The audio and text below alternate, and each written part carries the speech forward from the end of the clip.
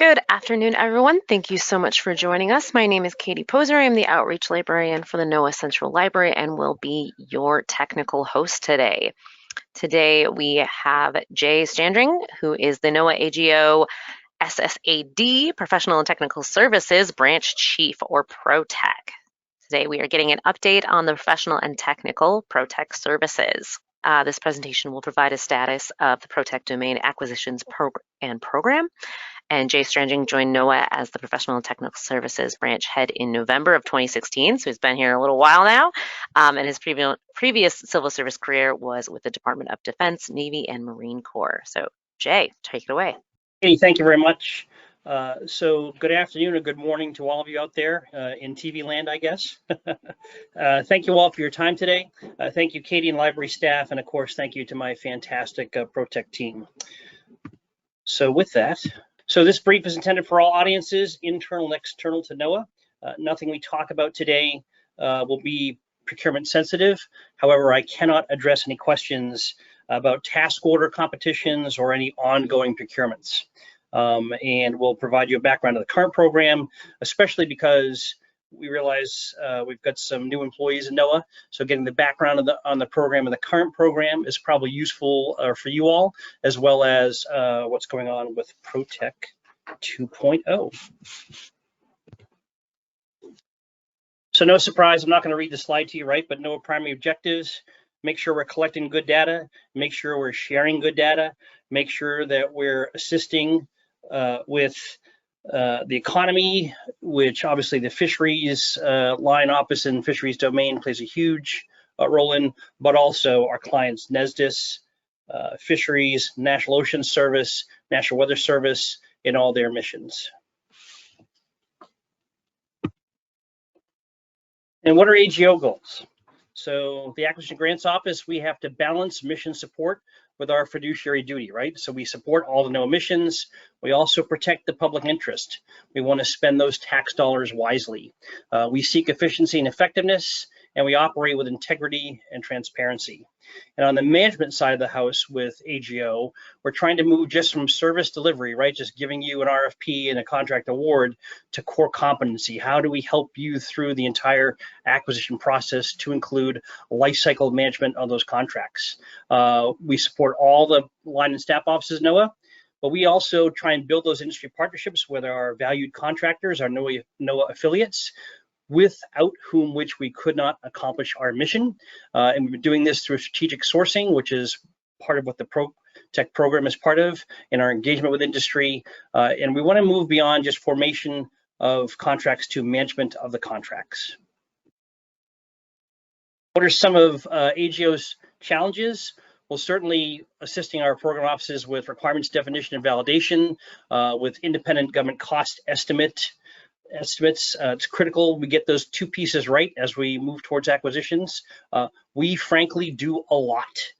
In FY22 alone, we did just over 21,000 transactions, and while some of those are contract closeouts and modifications, and some of those are pure admin, right? That's a lot of work.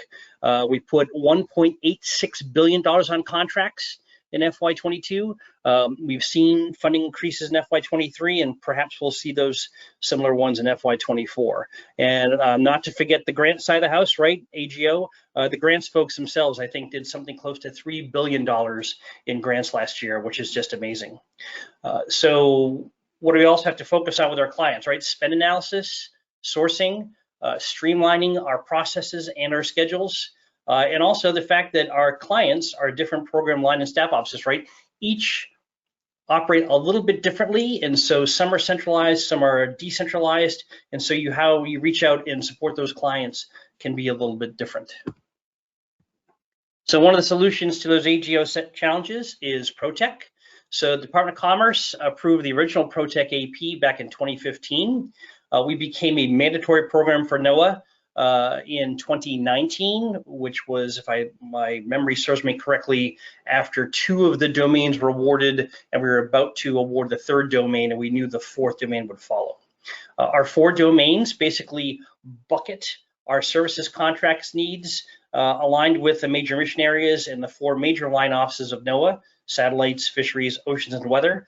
However, ProTech is mandatory for all NOAA line and staff offices. And also provides us a cadre of partners who cooperate with NOAA and work with us basically to get our missions complete. So this is the original ProTech program, the one they're currently in. And so the ProTech program in the different domains, the IDIQs, the indefinite delivery, indefinite quantity contracts, each had a 5-year period of performance, a 2-year firm period, ordering period, and 3 one-year base ordering periods.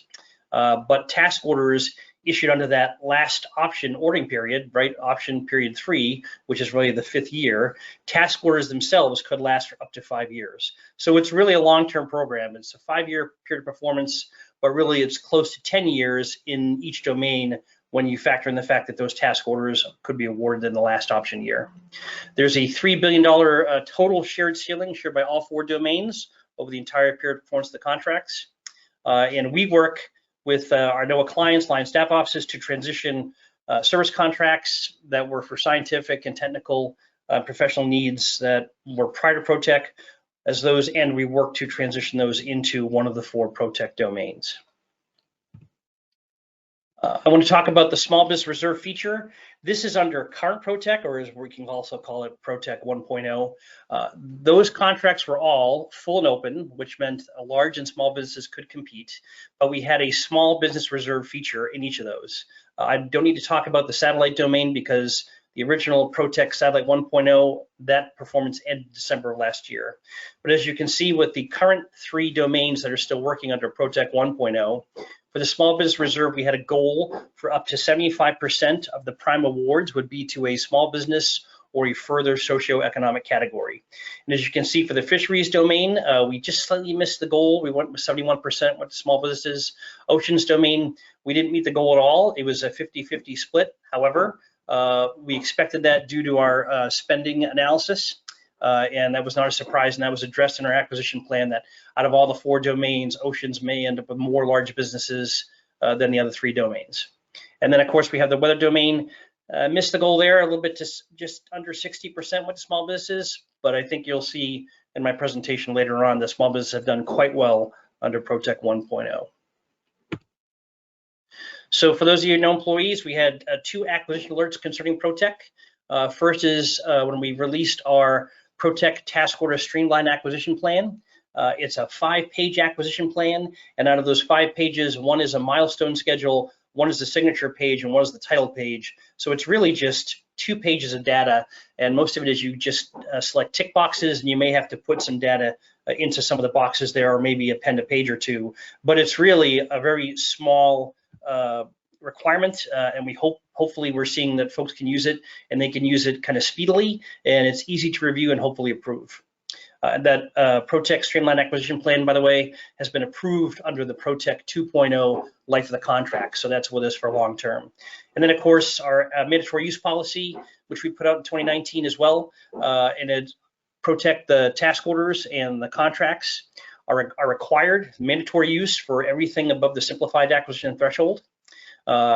We do also, though, have an exceptions and waiver process included in that because we're not unrealistic. Some work simply doesn't go into ProTech, and we address that with our waivers and exceptions.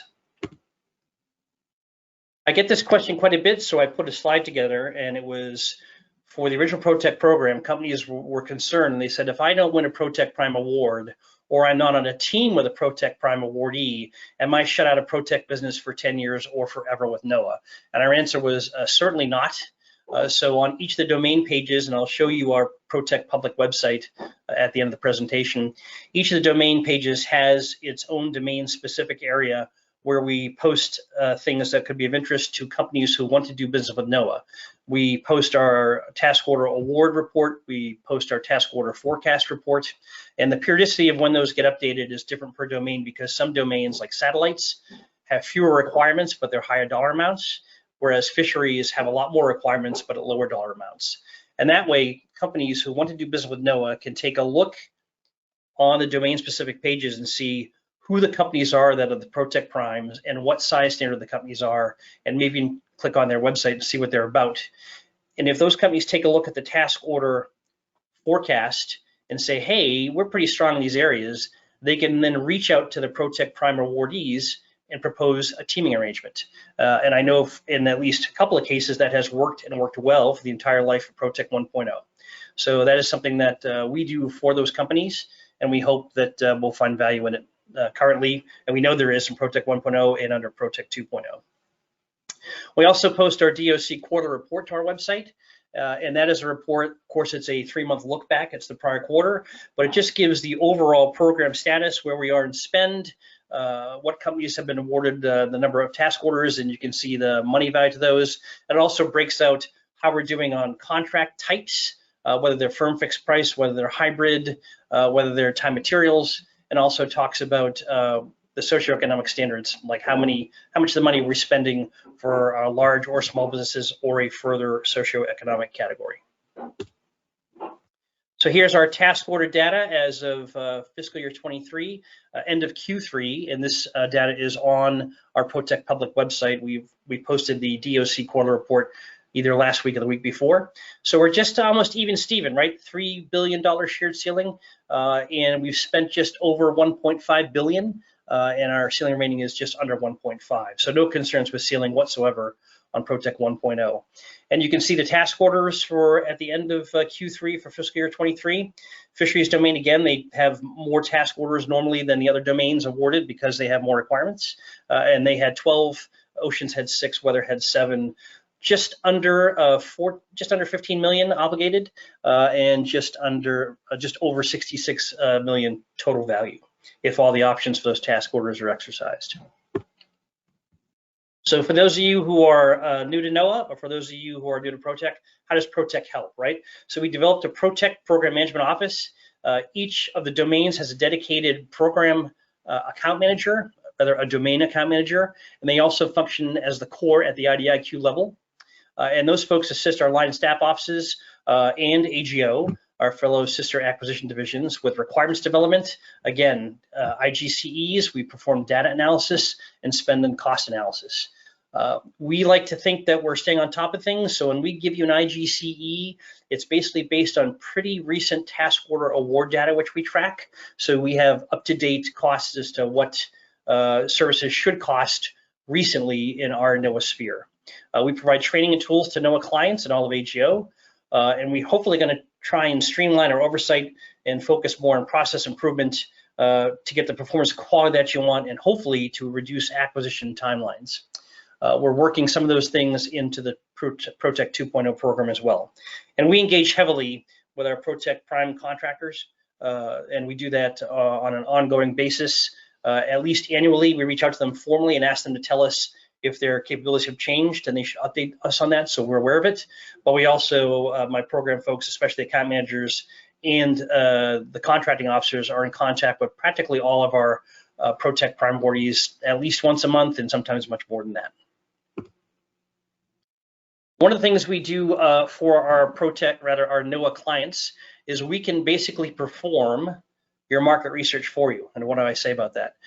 We have a scope review / capabilities analysis report that we can perform. The account managers do this for you. So if you have a requirement and you're a task order contracting officer or you're a program office, you can reach out to my ProTech PMO. You can say, here's my requirement. Do you think you can do it in your domain? And if so, what might the competition level be? Should it be full and open if it's under ProTech 1.0, or should it be a total small business set aside, or perhaps a further socioeconomic category? And I'm pleased to say that you can take a look there. You can see the numbers of scope review capabilities analysis reports that we provide to our clients. Our response time is pretty quick. And the NOAA Small Business Office recognizes the value of this.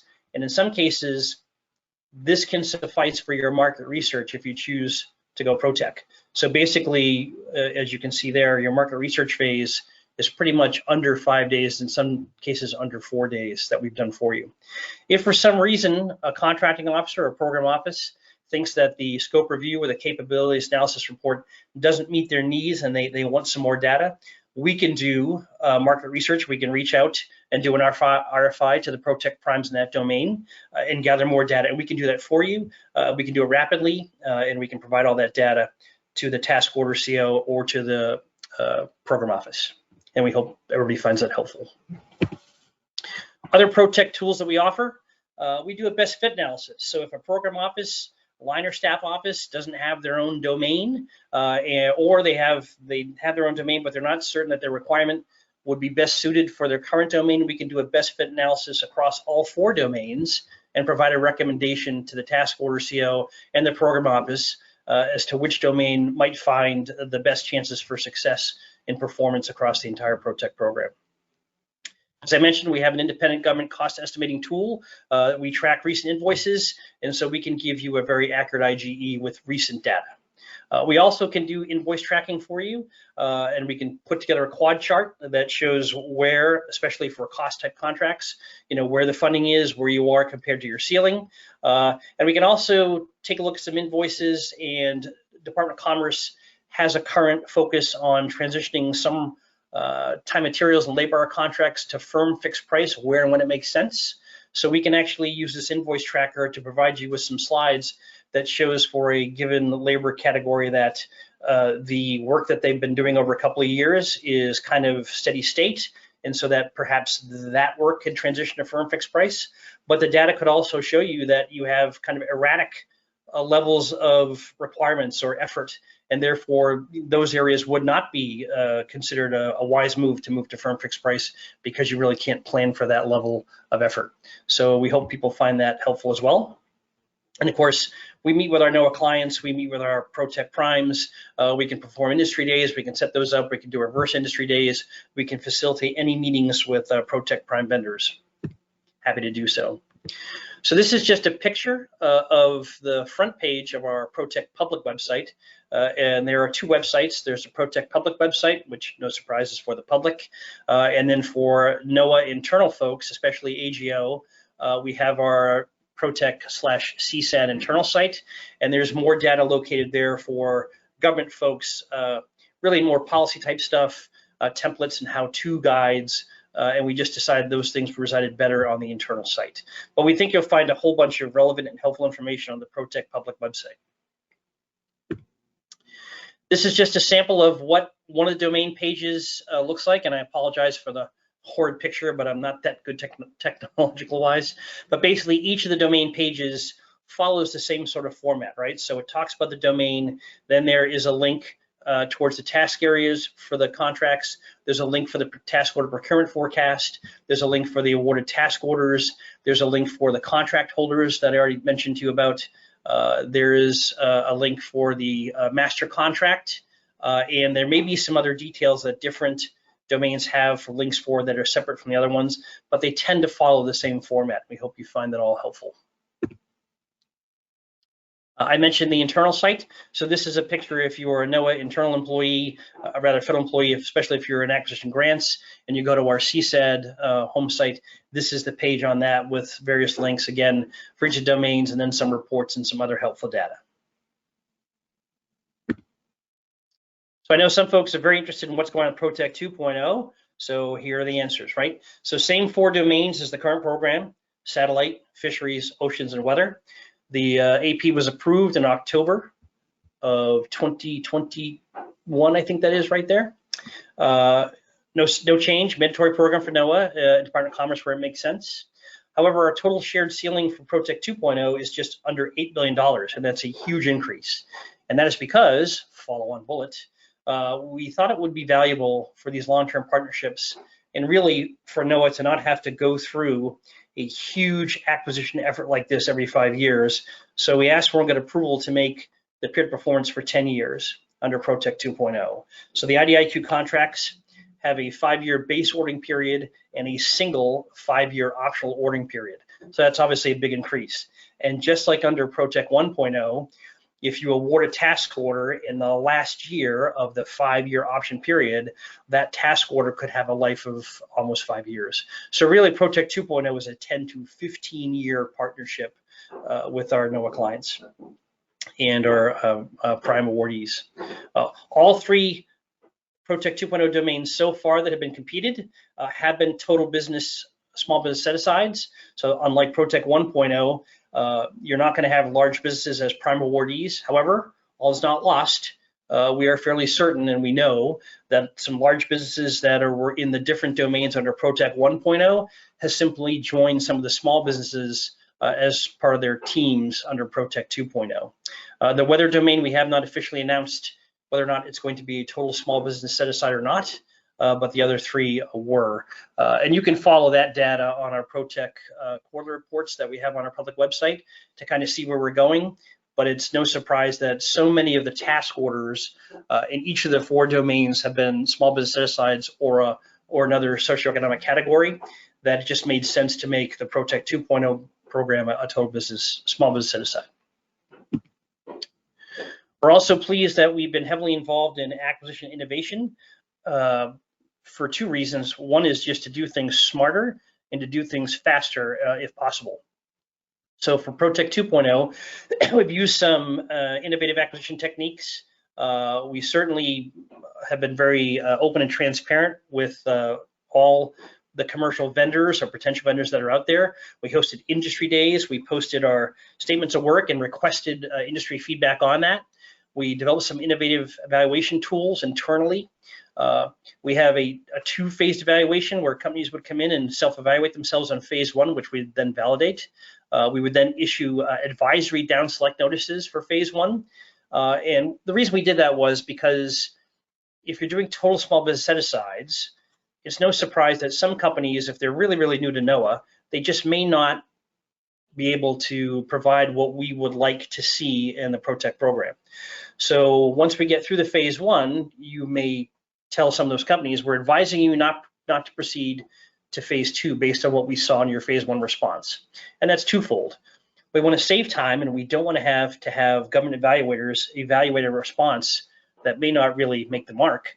We also want to let those small companies know, maybe you don't want to spend your time and your money trying to follow this process where you may not have a chance for award. So it's polite to them. We hopefully think it saves us some time as well. And we saw some success with that, specifically under the ProTech Satellite 2.0. I think we initially had somewhere along the line of 60 responses. And when we went to phase two, I think we necked it down to around 44 responses. So we've had some success with that, and we hopefully will see that in the future as well. We've been using confidence factors as opposed to the standard government 5 evaluation factors. Instead of significant strengths, weaknesses, and the rest of those 5, right, I'm really much more into the confidence factors now. So it simplifies it, right? You have 3, and it's some confidence, less confidence, and whatever is above some confidence, right? But it just makes it easier for the evaluators to understand what they're reading and kind of bucket those things in those 3 areas, and that way hopefully get to an award and evaluation quicker. We've been using on-the-spot consensus ratings, and specifically, we also have oral presentations for phase 2. Now that is new to a lot of companies. We didn't do any oral presentations under ProTech 1.0, but we found them successful under the Satellite 2.0 domain, and we are undergoing them currently with fisheries, and we'll soon be doing it with oceans. I think oceans phase 2 starts sometime later this month. So here is the ProTech 2.0 schedule and where it kind of fits in with current ProTech. We did award the Satellite 2.0 contracts back in March. We had some protests, those were resolved, and so the official start date for Satellite 2.0 is 30 June 2023, and we had 15 prime awards. We're going to have our post-award kickoff meeting in Silver Spring next Monday. Fisheries domain, the current period ends March of 2024 for that ordering period under ProTech 1.0. Fisheries 2.0 is undergoing evaluation, and we hope to have those awards done by FY24 Q2, so just in time. Oceans domain, the current ordering period ends 31 July 2024, and again, we hope to have the ProTech 2.0 contracts awarded again FY24 and Q2. Weather is still a little bit early to talk about. The current ordering period for weather ends January 2025. We'll hope to see, obviously, those ProTech 2.0 weather contracts awarded in FY25 Q1. More on that to follow. We're finishing up our market research phase for the ProTech Weather 2.0, and as we have further information to share, look on the ProTech public website as well as sam.gov. We'll be posting things, we'll be hosting an industry day, and all the normal give and take we have with our NOAA clients and commercial industry as well. That is the end of my slideshow. And so now I'll bring up my webcam. And do we have any questions? Thanks so much, Jay. I don't see any initial questions. So thank you, everyone. Thank you, Jay. I hope you have a wonderful rest of your day. Take care. Same here. Thank you very much.